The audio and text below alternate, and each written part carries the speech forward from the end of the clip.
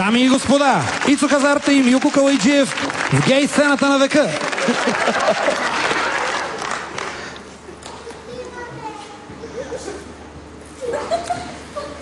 Поведението на жена ти е наистина странно. Не знам какво да кажа наистина. И аз се очудвам на това нещо. Може би всичко се дължи на хормоналния дисбаланс. Доскоро бях склонен да я оправдавам, но тя е такава още преди да завременее. Тогава може би просто не сте един за друг.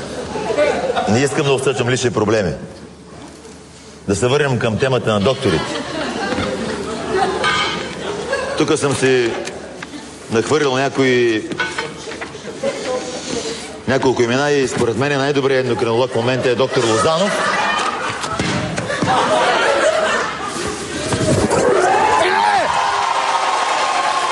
Не прави така никога повече.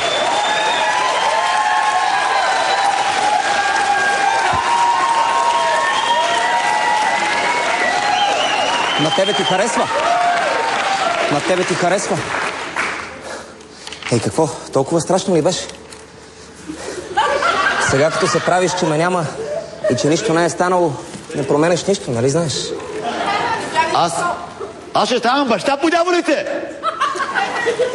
Мислях, че вече знаеш какво искаш. I can't!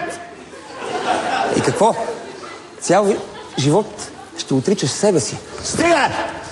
Още ли не можеш да признаеш, че ти си... Мъкни! Дърта педеруга! Мъкни! Излез! Излез, ако обичаш!